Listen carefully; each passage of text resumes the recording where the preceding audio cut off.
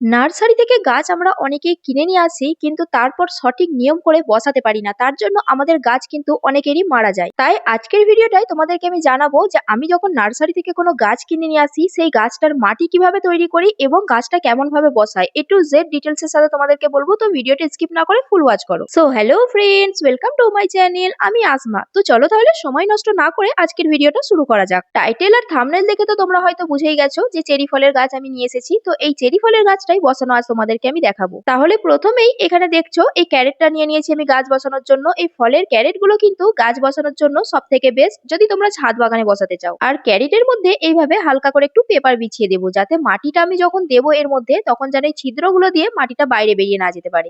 Next আমাদেরকে যে কাজটা করতে হবে, এখানে যে দেখতে পাচ্ছ কিছু পচা পাতা আছে আর তার মধ্যে মাটি মিক্স করা আছে। আমি কিন্তু সম্পূর্ণ জৈব পদ্ধতিতে তোমাদেরকে গাছ বসানো দেখাচ্ছি। আমি যে যে জিনিসগুলো ইউজ করি সেগুলোই তোমাদেরকে জানাবো। এখানে যেমন পচা পাতাগুলো দেখতে পাচ্ছ, এই পচা পাতাগুলো কিছুদিন আগে আমি মাটির সাথে মিক্স করে এইভাবে রেখে দিয়েছিলাম। আর এখানে দেখে আশা করি তোমরা বুঝতেই পারছো এখনো পুরোপুরি পাতাগুলো পচে যায়নি। যখন পুরোপুরি পাতাগুলো পচে যাবে তখন কিন্তু এগুলো জৈব সারে পরিণত হয়ে যাবে, যা গাছের জন্য খুবই উপকারী। তাই এখন আমি যে কাজটা করব, এই যে পচা পাতাগুলো আছে এইগুলোকে একটু সাইড করে আলাদা করে নেব। এই পচা পাতাগুলো আমি আগে ব্যবহার করে নেব। প্রথমেই ক্যারেটের মধ্যে এই পচা পাতাগুলোকে দিয়ে দেবো, এইভাবে ভালো করে বিছিয়ে দেবো। পাতাগুলো বেছে নেওয়ার পর যে মাটিটা ছিল ওই মধ্যে আমি আরো মাটি মিক্স করে দিলাম। মাটি কিছুটা অম্লীয় ও উর্বর হওয়া উচিত, যা জৈব পদার্থে সমৃদ্ধ। এই চেরি গাছের জন্য পানি জমে না এমন উর্বর এবং ভালো নিষ্কাশন ব্যবস্থা সম্পন্ন বেলে দোআঁশ মাটি সবচেয়ে ভালো। এরপর মাটির মধ্যে আমি এক মুঠো নিমখোল মিক্স করলাম আর দিয়ে দেবো ডিমের খোসা। এই ডিমের খোসাগুলো আমি একসাথে জড়ো করে নিয়ে মিক্সিতে একটু গুঁড়িয়ে নিয়েছিলাম।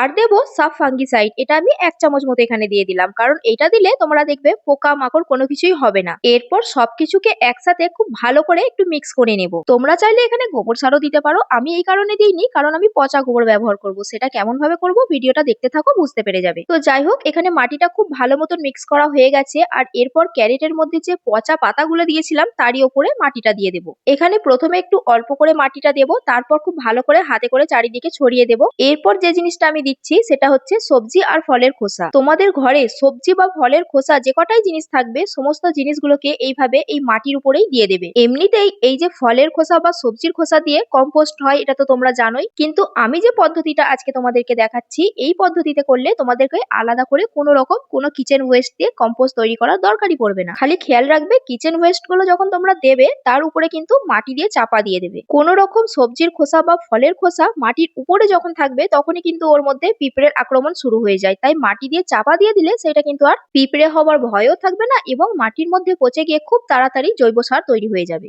এরপর তোমাদেরকে আমি জানাবো যে আমি পচা গোবরটা কিভাবে ইউজ করি। এই যে দেখতে পাচ্ছ মাটির উপরে এইভাবে দিয়ে দেওয়া হয়েছে, ঠিক মাঝখানটায় যে জায়গাটায় আমি গাছটা বসাবো সেইটুকু জায়গাতেই কিন্তু গোবর সারটা দিয়ে দিয়েছি, মানে পচা গোবরটা এইভাবে দিয়ে দিতে হবে। এরপর চেরি গাছটাকে আমি খুব সাবধানের সাথে কাঁচি দিয়ে কেটে নেব, যেন কোনো রকম এর মেন শিকড়টা ছিঁড়ে না যায়, সেটা তোমাদেরকে খেয়াল রাখতে হবে। এক সাইড থেকে এইভাবে তোমরা কাট করবে। এখানে দেখতে পাচ্ছ বন্ধুরা, চেরি গাছটাকে আমি খুব ভালো মতন সাবধানের সাথে কেটে বার করে নিয়েছি। এরপর এই যে পচা গোবরটা আছে ঠিক এরই উপরে এইভাবে গাছটাকে বসিয়ে দেব, যেন পচা গোবরটা এই গাছের এরকম চারপাশেই থাকে। এবার যে জিনিসটা দিচ্ছি এটা হচ্ছে ভার্মি কম্পোস্ট। হ্যাঁ বন্ধুরা, এখানে প্রচুর পরিমাণে পচা গোবর সার বা কম্পোস্ট মিশিয়ে দিতে হবে। আর এই কম্পোস্ট কিন্তু আমি নিজে ঘরে বানিয়েছি, কত সুন্দর ঝুরঝুরে হয়েছে দেখো। সম্পূর্ণ জৈব পদ্ধতিতে বানিয়েছি। যদি তোমরা জানতে চাও তাহলে আমাকে কমেন্ট করবে, আমি এই নিয়েও তোমাদেরকে ভিডিও দিয়ে দেবো। এবার আমি এই কম্পোস্টটাকে গাছের চারপাশে যেমন গোবরটা দিয়ে দেওয়া হয়েছে ঠিক তেমনই এটাও দিয়ে দেবো। আর এটা গোড়ার মধ্যে আমি এই কারণেই দিচ্ছি, এই যে গাছটা আমি কিনেছি চেরি গাছটা, দেখলাম মাটিটা খুবই টাইট ছিল।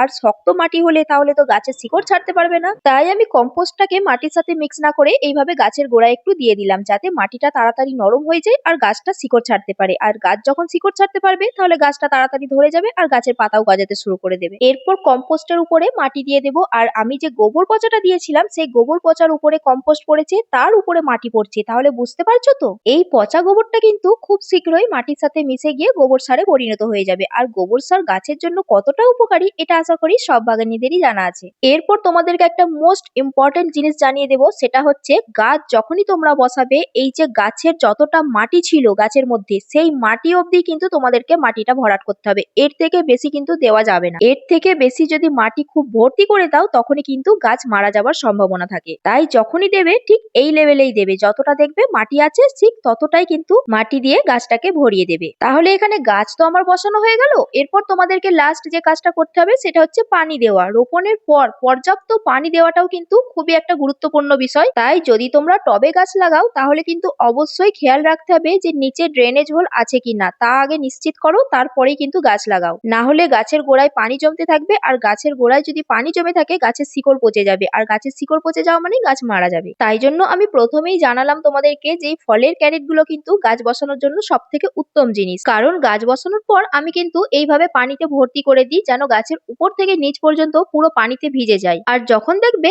একদিক থেকে পানি দিচ্ছ আর অন্যদিকে পানি এইভাবে পাস হয়ে যাচ্ছে, তখন বুঝে নিতে হবে যে হ্যাঁ কমপ্লিটলি গাছের মধ্যে পানি দেওয়া হয়ে গেছে। এরপর এই গাছটিকে সরাসরি তোমরা সূর্যের আলোর মধ্যেও রাখতে পারো, কারণ দৈনিক 6 থেকে 8 ঘন্টা সরাসরি রোদ প্রয়োজন হয় এই চেরি গাছের, যা ফল ও স্বাদের জন্য জরুরি। ঠিক যে পদ্ধতিতে আমি গাছ বসানোটা আজ তোমাদেরকে জানালাম, তোমরাও যদি এই রকম ভাবে স্টেপ বাই স্টেপ ফলো করে গাছ বসাও, 100% গ্যারান্টি তোমাদের গাছ মারা যাবে না। তাহলে বন্ধুরা আজকের ভিডিওটা যদি তোমাদের হেল্পফুল বলে মনে হয় প্লিজ একটা লাইক করে দিও। আর কোনো কিছু যদি বুঝতে অসুবিধা হয় আমাকে কমেন্ট করবে, আমি যতটা পারবো চেষ্টা করবো তোমাদের কমেন্টে রিপ্লাই করার। চলো তাহলে আজ আসি, সবাই ভালো থেকো, সুস্থ থেকো, টাটা।